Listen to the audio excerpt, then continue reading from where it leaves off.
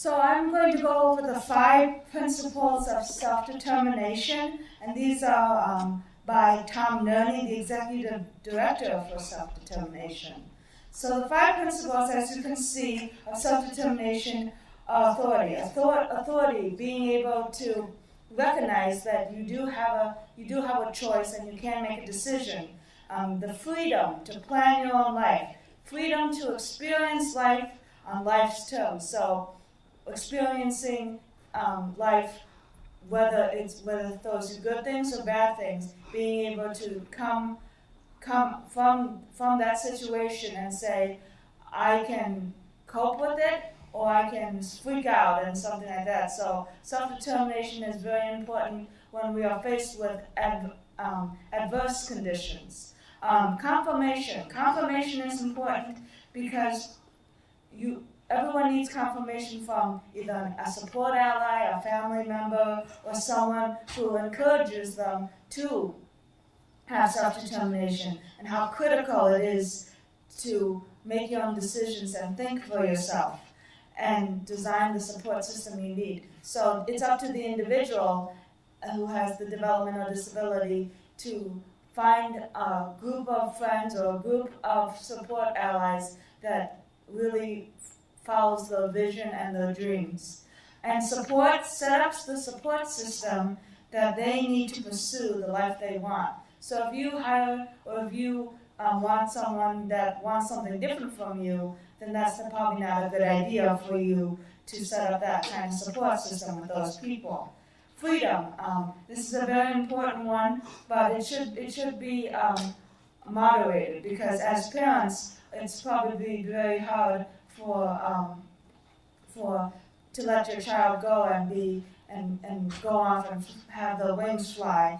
And I know that was hard for my mom, even though I still live with her. It's hard to see a child grow up, and I know that because my mom has expressed it to me so many times. But freedom to choose and support economic balance. So even though I personally don't do my finances, I'm on disability, I'm on Social Security, and I get my pay for being a Good Life Ambassador, I'm free to, if I wanted to move out, I could, but I choose that I'm socially and mentally not ready to do that. But I have that self-determination and that freedom to do that. And then responsibility, and then employment, that's the second part of it.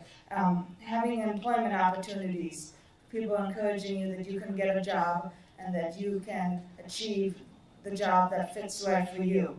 And then responsibility, being able to accept the consequences, and consequences can be good consequences or bad consequences from your decisions that you make when you're self-determined. And then these are subcategories of self-determination, and they're called the 7 domains. So they're pretty self-explanatory. I'm going to read them off and then sum all of them up at the end. Choice making, decision making, problem solving, goal setting, that's an important one that wasn't mentioned in the 5 principles, self-advocacy and leadership, self-management, and self-regulation and self-awareness. So a lot of these are self words, but realize that self doesn't mean you're the only one who is aware. Other people have to make you aware or help you be aware. So it's really a group effort, but you are responsible for mainly your future and what happens to you in your life. So that's why we try to get as many people self-determined as early as possible, because it really does change the outcome of what your success will be in the future. And then what self-determination is not. So these are things that if you find yourself doing these things, then you might not be really self-determined, or things that might not be in your best interest. So if you want someone to do it for you, if you want someone to do the planning, make contacts or something, that's doing for you, that is not self-determination. Or making decisions for you, circumventing your opinions or your wishes and making decisions for you, making plans about your, and when I say your, I mean the individuals with special needs. Being idle, and this is more a support from parents to the kids. Being idle, make sure your kid is not idle, expecting others to plan for them. So this even goes to simply as relationships. Don't have other kids be doing their homework for them. That's a little step that I learned the hard way, because people were coming to me for homework because I was considered the brainiac and nothing more than that, just a piece of a computer that people would use me for. But don't be idle. Be active in your role as a self-determined individual. And then making assumptions. Making assumptions that other people know best. So this is more so from the outside person looking into someone who is self-determined. Making assumptions that other people know best. You, as the individual with a special need, know yourself the best, and you know what makes you happy, you know what makes you sad, you know what triggers you, you know what upsets you. And that's very important to tell people. And make it known that I do have my own, that you do have your own goals and your preferences. And say those, don't be afraid to say those, because that's being self-determined. And now we would like to talk about the first subject is who encouraged me, and I will lead into that. So who encouraged me to seek the things that were important to me? I want to start off with my grade school experience, which was the majority at Julie Billiard School. The teachers, I was there at the time when a lot of the Julie Billiard Sisters of Notre Dame were there.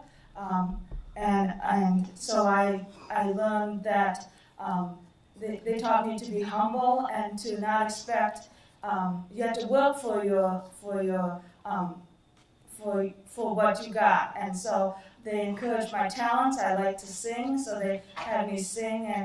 And even though I struggled socially, they didn't dwell on that. They dwelled on what my abilities were. My family, especially my mom and Auntie Em, my Auntie Em is kind of like a caregiver for me, and they were honest with me. They were realistic about my goals and what my future. They took time to sit down with me and talk about what was in my reach and what was not. So if I was capable of doing something or not. And now Molly. So my support allies who are here today are my mom and my dad, and then Beth Thompson, who's technically not here, is my support ally, but she still helped me a lot in my journey, so I'm going to include her. And then my fiance, especially my mom and dad when I was younger, they really encouraged me and helped me to get to a place that I don't think any of us really expected me to be in.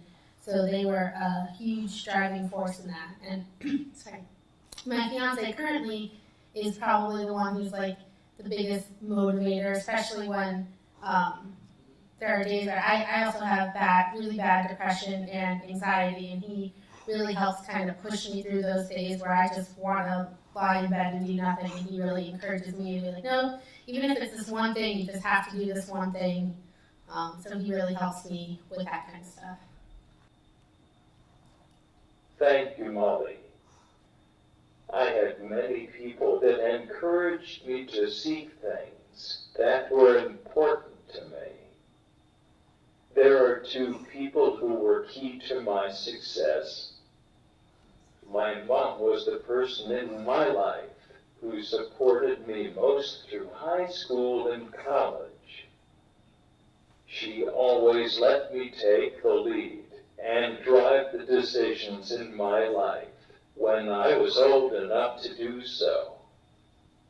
The other person is Chris Gar. He is the Director of Programs at Youth Challenge. He has been a huge support in my professional life because he supported me both as an athlete and as an employee of Youth Challenge. Chris took the time to get to know me and saw me as an asset to the team at Youth Challenge and hired me as a coach. I've been coaching for 4 years. Next, Christian. Thank you, Sean. In my life, I've had many people encourage me to be the best that I can be in life. But one person in particular who's in the audience is Beth Thompson, who I've had the pleasure to work with before. Me and her go way back. She's one of the reasons why I am who I am today. She gave me the purpose and the self-development to be able to move forward and give me good advice. Advice is always, always a good thing. She gave me that push that I needed to move forward. I was able to make my own decisions. I was able to tell when the decision is good and when it's not good for me. She educated me on skills like interview for a job, and I'm very grateful to have her in my life today. So she's one of many reasons why I'm here today. So thank you, Beth. And next will be Will. Thank you, Christian.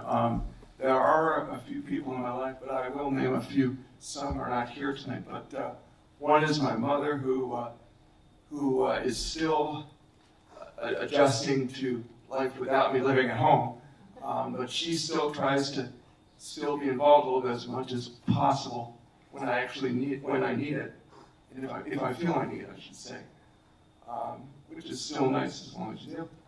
Another person who is also not here is my sister Ellen, who she's always been helpful to me, even in the years when she lived in D.C., but now she had just moved back to Cleveland as of a few months ago. They're the ones that always tell me, if you put your mind to it, keep pursuing what you want to do despite your conditions. Don't let anyone tell you you're not going to make it. Bless you. But there is one person in the audience here tonight, a longtime caregiver of mine, Douglas D. Roberts. He's been my caregiver since first grade, and he's always, in fact, when he found out that I was going to apply for the Good Life Ambassador program, he said to me, I already was going for it, but he gave me extra bonus push to go for it. And there's times when he always has talked to me about things that I don't necessarily like hearing, that nobody likes to hear, but after a while, when you look back at it, it's worth it. So I thank him for all that he has done for me, and I'm honored to always know, every so often, that he always calls me the kid that he never got to have in his life. And I would also say that Chris Scar has also been a good supporter to me, as crazy as he drives me in a joking way. But with all that aside, I'm grateful for that too. So that's among the few people that have always been a good support to me. And now for the next slide.